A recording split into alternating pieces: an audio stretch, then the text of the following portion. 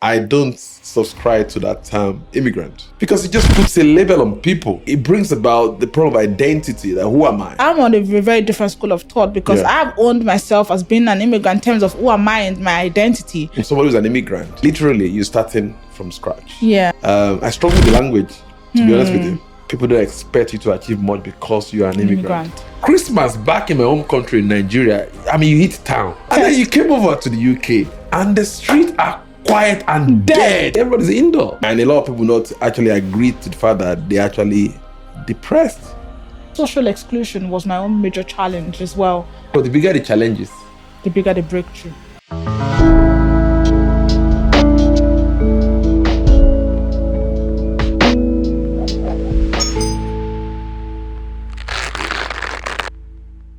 Hello, everybody, and welcome to another episode of the Chronicles of an Immigrant podcast. Yay!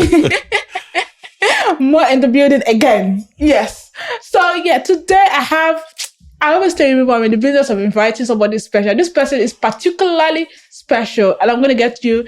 We're going to talk about mental health and all the, the issues around that, and he will introduce himself now. Hello.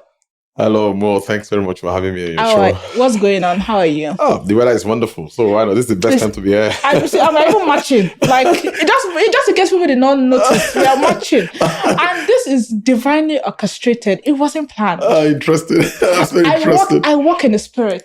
Interesting. I was looking at some of your previous posts and I saw that for like 3 or 4 posts, you were actually color matching with your guests. I'm like, oh. It's because God knows that I'm destined to be a podcast host. Go for it. I think you're doing a great job. Keep at it. Thank you. Good stuff. Right. My name is Tokunbo Fasuyi. I'm really deeply honored to be here today and particularly talk about something that is deeply personal and professionally significant. And that's talking about stress when it comes to immigrants. Especially because, immigrant, they face a lot of pressure. And it's not just about deadlines and burnout, but there are bigger issues because as immigrant, you find yourself in a place whereby you're expected to contribute economically, but you're emotionally and socially excluded. So that gradually build up silent crisis and ultimately bring immigrants to a position or a place of burnout because they're always trying to prove a point. Trying to create a space for themselves in an organization or in an environment whereby they're not so much welcome. And there's nobody to talk to about these challenges, I would say. That's one of the challenges really about talking about mental health because there are a lot of issues. So if you ask me, I would say that number one, there's an issue of identity. As an immigrant. Personally, I don't subscribe to that term immigrant. Why is that? Because it just puts a label on people. And a lot of people struggle with that. And they have that self-imposed limitation in their mind that I'm an immigrant. I'm not saying you're not. Do you understand what I'm trying to say? But it brings about the problem of identity, that who am I? I'm an immigrant. So because I'm an immigrant, I'm limited to what I can do. There's a limitation that comes from the environment to start with. Do you know what? It's like saying that I'm a billionaire. When you say that you're a billionaire, your psychology and I'm not a medical person, but I want to believe that all the nerves in your brain tells you that you are you are worthwhile. It's scientific to say things like that because there's a way your system will respond to whatever you say consistently. Somebody said that your life will move in the direction of your most dominant thought. So if you keep saying, I'm a millionaire, obviously you have to do the background work, you have to put in the work and all of that. But if you keep saying that, then eventually you're going to become that. But when you keep saying that I'm an immigrant and all the negative connotations that come with being an immigrant, then some people end up putting a limitation on themselves, on what they can do, on what they can achieve being in a different country. Truth be told, when you're in a different country, it can be very, very challenging. And that's what we need to talk about during this podcast. Yes, it is. it is challenging. And I know that over time, generation has passed, that the word immigrant has been labeled to be someone that is low class, someone that is underprivileged, somebody that is this. But I'm on a very different school of thought, because I've owned myself as being an immigrant in terms of who am I and my identity. I know I'm an immigrant, and I feel like personally for me, I identify it as my biggest strength. Right. And the reason why is because I tell myself that I am an immigrant. I am different. I am unique. I am who I am. And that is what makes me different. That is what creates, like, personally, I've channeled it and I've made it a positive word as opposed to a negative word. Yeah. It's like, for instance, I'm saying I'm a billionaire. Everybody that hears I'm a billionaire knows that it's positive. Yeah, absolutely. So it's how do you term the word immigrant is the question that we... Yeah, I see what you mean. Because that's what I'm saying, that the first thing about being an immigrant is that identity. So, for example, somebody who's an immigrant, literally, you're starting from scratch. Yeah. You're starting from scratch professionally, financially, academically. And then you come to a system whereby you'd have to prove your worth, even from your accent to your qualification. You're already, in a way, disadvantaged. And it becomes a bigger problem when people begin to see themselves like that and not turn into a thing of strength like you're doing. And I must, give credit to what you guys are doing, making people realize that, being an immigrant is not necessarily a negative thing, but it can be turned to a thing of strength. And I think people should hear about what you're doing to know that, the opportunity is there. Yeah. As an immigrant, you are there to make the best of what you've got. Because from where you're coming from, most of the time, you're probably, a professional. And then you come over here, and then you have to start all over again. All over. For example, one of my colleagues that we were in medical school together, and then she came over to do a master's like I did. Myself, I came to do my master's. And what year did you come to do your master's? Oh, that was a long time ago. Tell us. It's part of the immigration journey. Yeah, so I came over 2007 for my master's, and I was in Cardiff, in Wales, to do. And it was wonderful. We were very, very small. I struggled with the language, to be honest with you, and that's what I'm talking about. I struggled to be able to hear what my teachers were saying in class. I'm like, oh, what's going on? What's going on? Because if I couldn't get what they were saying in class, how would I be able to do the assignment and all of that? So thankfully, my Cardiff University, they were able to put together like a group, and we had like an international tutor, that sat down with us for the first couple of weeks and months, and that helped us to really, get used to the system. So after that time, it was easy to listen to lectures and assimilate from lectures. Well, as a Nigerian, you're an English speaker. Yeah, but I'm talking about the accent, isn't it? It's not just all, it's vice versa. Because I realized that as much as I couldn't hear them very well, they couldn't hear me. 100%, yeah. But I was thinking that, because I couldn't hear what they were saying, I was less than them. It was the same thing for them. So that changed my perspective to know that it's both ways. And I had to learn to speak slowly so that they can hear what I was saying. So that was the journey. So I came to 2007, did my master's. And after that, we had to transit into the, what we used to call the post-study work visa at that time. And it wasn't that difficult at that time, but just needed to it was a point-based system as it is now anyway. So you have to then achieve some point for you to be able to transit into the, post-study work visa. A lot of people were able to do that. I had challenges as an immigrant as well. I had challenges, I had visa issues, and it was difficult. It really was difficult. So it's not like the issues that everybody's facing now is not unique to them. It's not, because, when you look at the life, of an immigrant, what you call this the chronicle of an immigrant, there are 4 major issues that they struggle with. Okay. Now, the first one is identity. And I think that's really huge. And again, the first thing is to be able to change that. There must be a radical shift in the mind as to how you see yourself. 100%. Coming to a different crowd doesn't make you any less than what you're worth. Your inherent value doesn't change. If you take a 20-pound note and you squeeze it and you rumple it and do that, it doesn't reduce the inherent value of that 20-pound note. Valid. And that's the first thing immigrant must see, that if you're a doctor or if you're a financial expert, it doesn't reduce your value when you come over here. But you need to step up your game. So that's the first immigrant phase. The second thing, obviously, is the social isolation. And it's huge, because these has so much to do with mental health and balance and burnout. So take, for instance, my first Christmas in the UK was strange.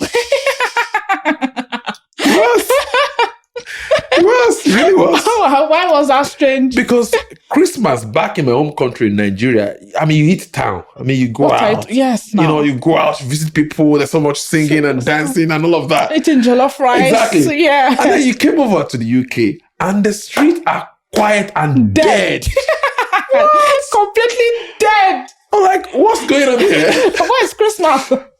Obviously, there's a cultural change. Christmas is the time for families to come together. You know, you have your, Christmas dinner, and everybody's indoor, not outdoor. Outside, not everybody. You went outside. So it was strange. So that's that isolation can be very, very difficult.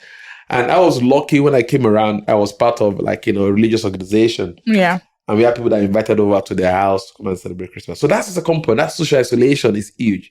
Now the third one is the financial difficulty. Being an immigrant is expensive. It is, apart from the alternative forgone, which is how much you have to dispose of to be able to live comfortably in the UK, pay for your education, pay for cost of living, and then not having a means of livelihood here. Yeah. So you're paying in two ways. You've sold everything you have. Yeah. For the unknown. And then you come here. But obviously, when you come with a lot of ambition, you come with a lot of hopes and dreams. But things don't work out as easy as that. Yeah. And a lot of people, they don't plan for that. So they find themselves in a financial quagmire and that they don't know what to do. And it can be very, very stressful when you are here and you're trying to do the calculation of how much £1 is to your local currency. It's hard. It is hard. So that financial stress on its own is huge. Yeah. And that again is tied to your visa. Yeah. Because I found myself at one point where I couldn't work at all. Really? Yes. And what did you do in that point? You don't want to know. It was stressful. It was challenging.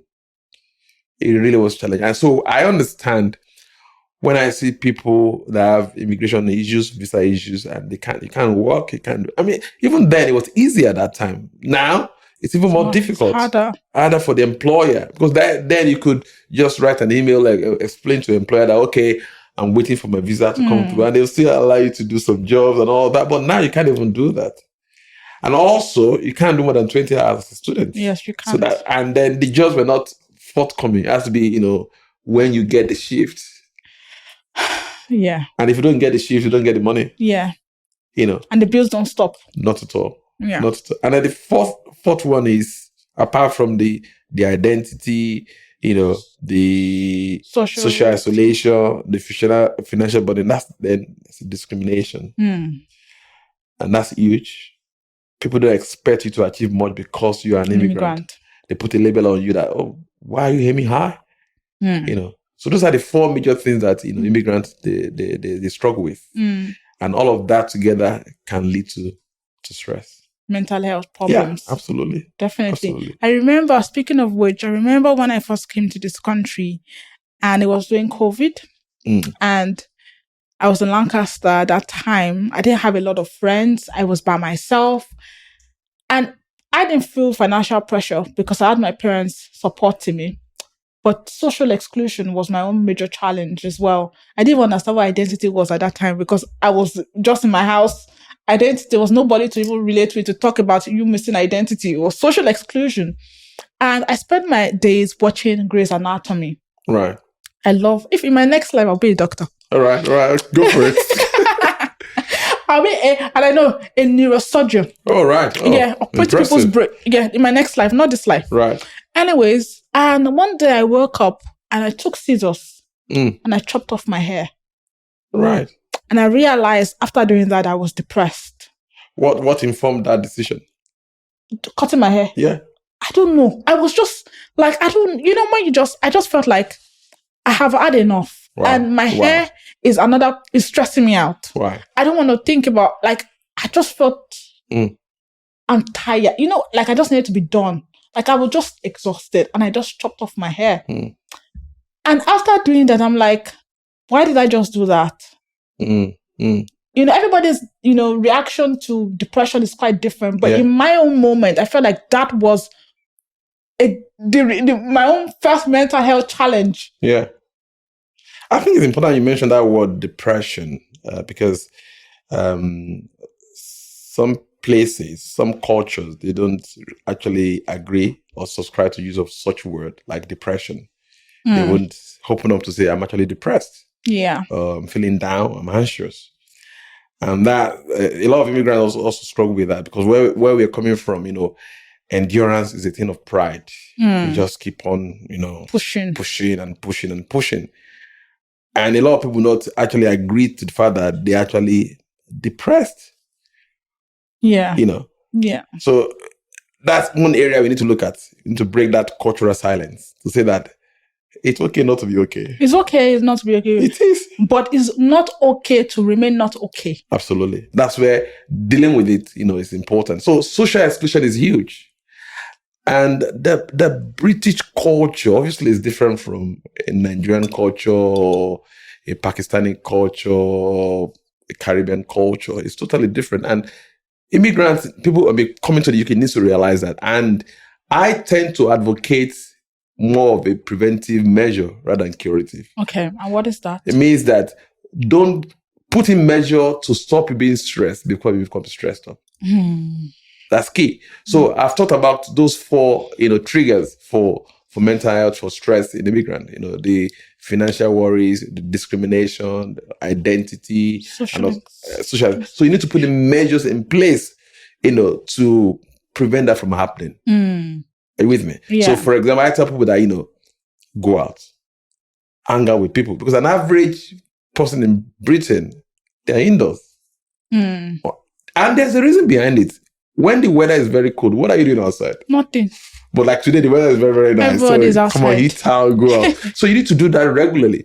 And apart from going out, you need your own network, people that can just come together and just rub minds together and just laugh and all do all that. It's important for people to have those in place regularly as a preventive measures rather than curative measure. Now, in talking about the preventive measures, which I'm going to be devil's advocate here. Right, go on.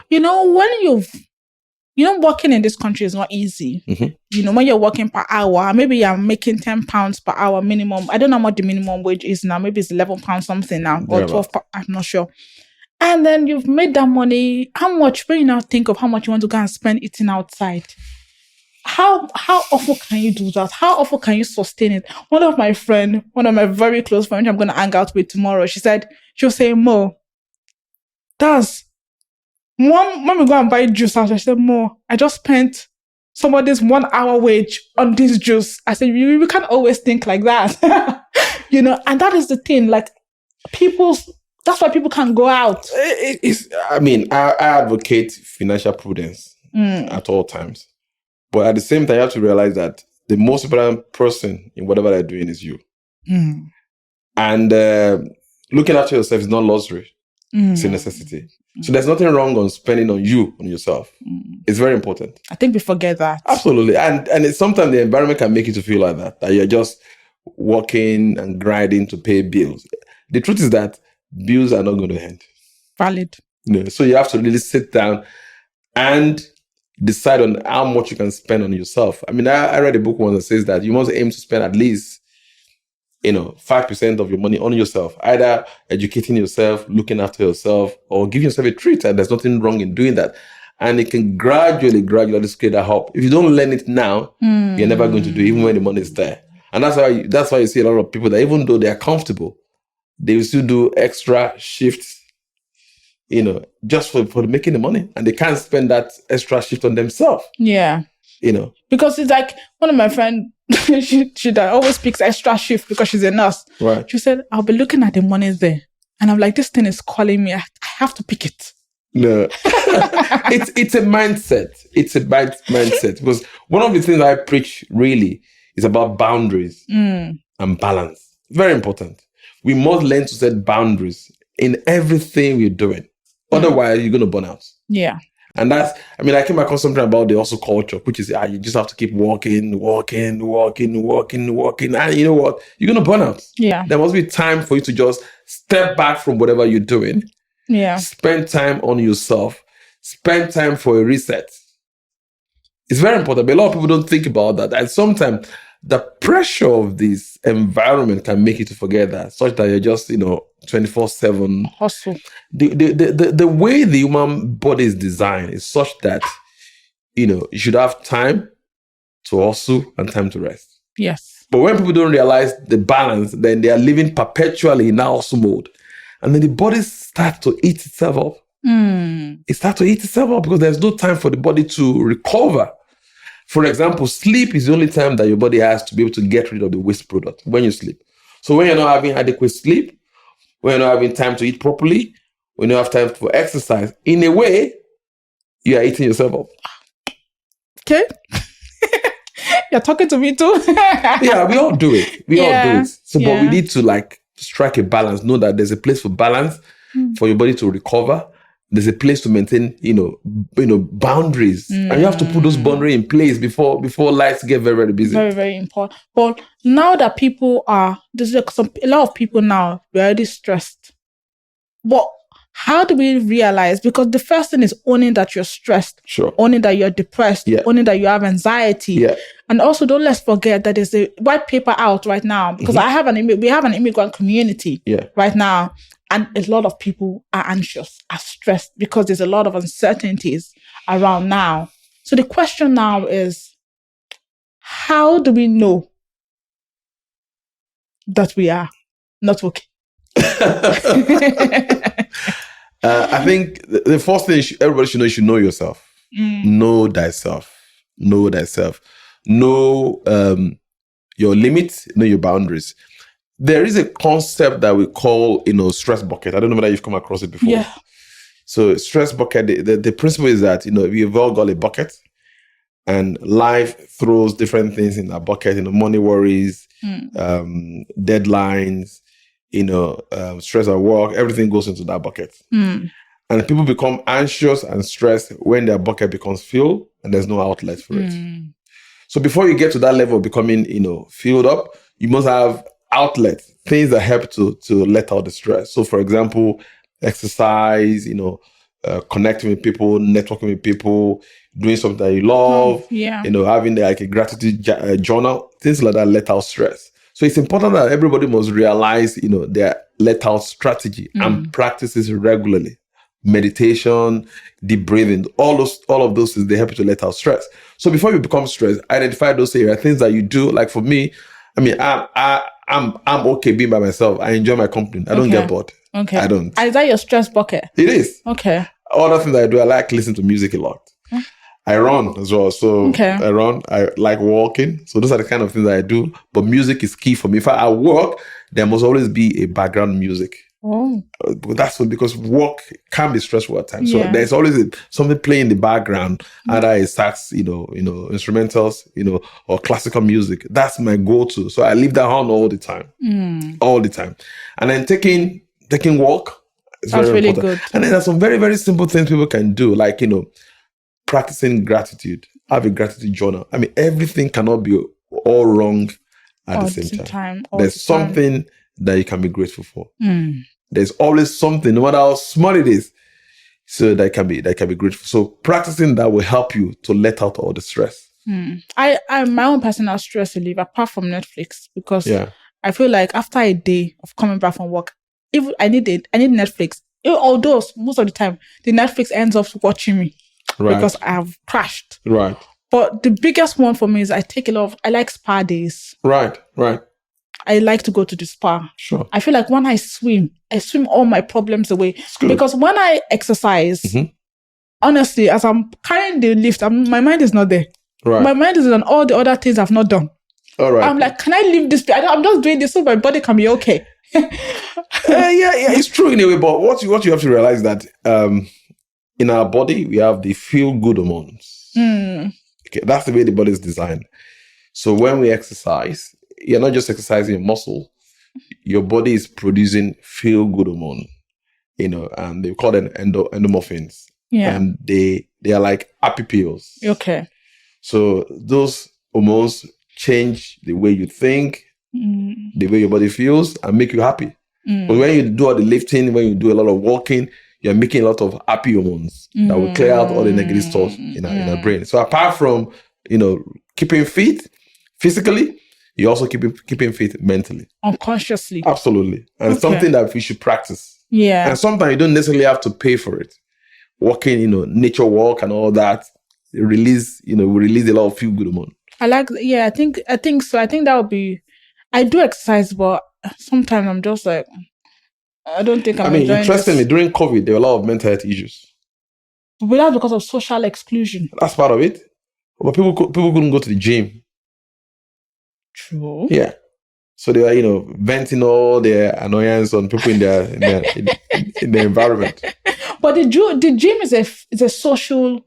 It's a social. For some people, it is. Yeah. It is. But apart from that, but the lifting, and all, and even a change of environment. I have somebody that, like I said, I'm fine. I can be indoors for 3 days. I'm fine. Yeah. I'm okay. There's enough thing to keep me busy, But I have somebody that, if the person doesn't go out, she's like, I need to get. So for people like that, they need to go out. Yeah, true. And connect with people and all of that. But what got you into mental health? Wow, that's an interesting question. So part of my journey when I came, I had immigration challenge as well. And it was tough. It was tough because while trying to transit from one visa to the other one, I got caught up in immigration challenge. And that lingered for a long time. And because of that, I couldn't progress in my career. So I was stuck. I couldn't travel. I couldn't do a lot of things. And it was a very difficult time in my life, And I realized that I could either continue in that state or I could turn into a thing of strength. But I knew that a lot of immigrants were going through the same problem as well. To know that, okay, these are those 4 issues I mentioned, everybody was going through it. So I felt instead of, going in that direction, I had a radical shift in my mind to say that, okay, I could turn this to a thing of strength and help people that are going through the same challenge. And that's how I came to, helping people, particularly professional. And I deal with immigrants as well, professional, to let them know that they can turn their stress into strength. You can be stressed without being stressed. So that's what I do now. And I think, you said 4 things which I'm going to have to go and sit down and meditate on very, very deeply. But I also feel like, when people migrate, there's expectations versus reality. And the expectation that, you're going to a country, I call it the Canaan land, that everything is all your life is going to be fixed immediately you get there. But the reality is then different from it. So before this identity crisis comes in, before the social exclusion comes in, before the financial burden comes in, I feel like that is the first thing that people face. Expectation versus reality gap. Yeah, it's like that everywhere because obviously you're coming to a different country entirely. And I think the challenge, people don't prepare very well. They don't plan for it. And the reason because they don't get all the information correctly. What they get told is that just come, when you arrive, you just get the first shift. And then they start counting their eggs before the chicken has laid in nothing. So you just get 2 shifts, and then after 2 shifts, you make 200 pounds, and then they convert to their local currency. A lot of money and all that. So they don't do their due diligence. Okay. Number 2, they don't make contingency plan. Life can be very, very unpredictable. So everybody must learn to do their due diligence, have a contingency plan, a plan B if it doesn't work out. And thirdly, be ready to face it because it's going to be tough. And that's the reality. It's going to be tough. But if you are ready to face it, and have all these measures that I've talked about in place to handle this, it's going to come. Life without stress is boring. Yeah. It is. Yeah. It's boring. And the way the body is designed is such that we should be able to deal with stress. So for example, if you said that there's a lion out there, what do you think I'm going to do? Out where? Is he out to this door? There, yeah. What are you going to do? I'm going to break down this wall and run out. Yes. Why is that? Because there's nowhere else. Yeah, so your body is designed to be able to cope with that stress. Survival of the fittest. Yeah. Are you with me? So immediately somebody says that, your body starts to produce a lot of chemicals, what we call adrenaline, to get you ready to fight or fly. And then you sweat, your heart rate goes very, very fast. That's the way the body is designed. Because that's the stressor. Because stress is not really a problem. It's our reaction to that stressor that is a problem. But it becomes a problem when your body is in that perpetual state of stress. That's when the body starts to eat itself up gradually. So back to your question, people need to be realistic. That coming to a different country, you can't escape all those things. Even if you have all the money, social exclusion is going to be there. Discrimination is going to be there. But you must have your plan on how to deal with it. How to navigate this. How to navigate all of that. Have your own network, people that you talk to. Have your practice gratitude, go for walk, go to the gym, talk to people, connect. All of those things will help you to deal with the stress. Very important. And to be positive as well. You've got to be positive. Positive mindset, because at the end of the day, it starts with you. Like, it's you. If you feel like you cannot make it, if you feel like you're not going to get there, no matter how much, even good things are in your way, you will never get there. Yeah, because that's the self-imposed limitation in the mind. And I'm coming back to that identity. That's the first thing I think immigrants need to deal with. Right. That self-imposed limitation that, I can't do this. Truth be told, we know that when you come over, you're starting all over from scratch, professionally, academically. Sometimes you have to retrain, sometimes I had a friend when we came over, we were a colleague in school. And then she was lucky. She even had a job. I didn't have a job at that time. And she was the metro conductor, the tram. She was the tram conductor. Yeah. And jokingly, she used to say that, oh, God, I'm a doctor. I'm not a conductor. Take away this con from our life. So that's the identity people can struggle with. So there's nothing wrong from starting from the scratch. Yeah. But you have to be very, very clear and deliberate about where you're going to and be ready for the challenges, because the bigger the challenges, the bigger the breakthrough. Exactly. Yeah. So that mindset, that radical shift is important. Have a plan and stick to the plan and be ready to embrace the challenges as they should be stepping stones rather than limitation on your pathway to where you're going to. Oh God, this is very, very deep. It is. Very, very deep. I've definitely learned a lot from that. Yeah. Who are you? We need to ask people that question. And I think people should define that before they come over. Don't let the environment define you. But no, sorry about that. But the thing about it, that many people that come over, or even people, you don't even know who you are. It's a shame that people don't know who they are and they allow the environment to define them. You should be clear about who you are. And who you are really is not really a function of what you have. Are you with me? So you must be, like I give you the example of a 20-pound note. A 20-pound note is a 20 pound, whether it's squished or torn or rumpled. It's a 20-pound note. The inherent value of that note remains the same, whether it's here or in Glasgow or wherever it is. So you need to be very, very clear about your inherent value. And when you come over and life throws challenges at you, trampled on the floor, it's still 20-pound notes. You get a no from the immigration office, it's still a 20-pound note. You go for 20 interviews and they get a letter, sorry, on this time around, it's still a 20-pound note. And you have to keep that knowledge right in front of you, no matter what life throws at you. I am still who I am. Yeah, we see who you are. Who are you guys? It's very deep. Who are you? I have to go and sit down and meditate on it, because I believe I have an idea of who I am. But I feel like after this, our interview, I think I still need to go back and sit down and think again as to who am I? Yeah, absolutely. It's important. Very, very important. And I think once we can figure out and have an answer to who we are, that is the beginning of recovery from every anxiety, every depression, every mental health challenges as well that will come our way. Because we're in a society whereby unconsciously or consciously, people define who we are. Social media defines who we are. The algorithm, when you watch one thing, it just begins to show you the same thing. And especially if we're in a place where you don't really like. It begins to show you that, reinforce that negativity that you're currently in. And that begins to define you. Absolutely. So we need a social media cleanse in our discovery, in our minds. Absolutely, we need to do that. Absolutely. Oh, now before you go, what is your dream? My dream? Yes. It's very simple. Dream? What is it? It's very simple. My dream is to be the best I'm born and made to be. And I love to make people smile. Yeah. I love to make people smile.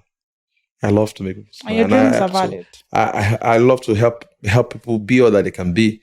So by virtue of what I do, I work mostly with high-performing entrepreneurs. And I believe that, you can be the best you want to be.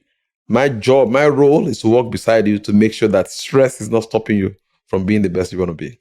And I tell people that if you go on the Autobahn in Germany, you could drive as many miles per hour you want to.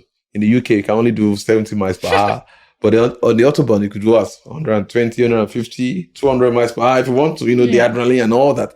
I believe that my job is to take out the clog in your wheels, particularly stress, and help you fly and become the best that you want to be.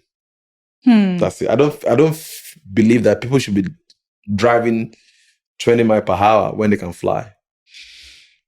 It's not fair. You have got so much to give to humanity. And I won't let stress stop you from doing that. So that's what I do. I help people to maximize their life, and to optimize their life. Oh my God. Yeah, we're going to have a conversation after this podcast because I think I'm in need of some maximization. I'm in need of some maximization of my life. Yeah, absolutely, definitely. Yeah. Absolutely. Yeah. Do you want us to cheers? Let's cheers to your dreams. Absolutely. Yeah. Thanks so much.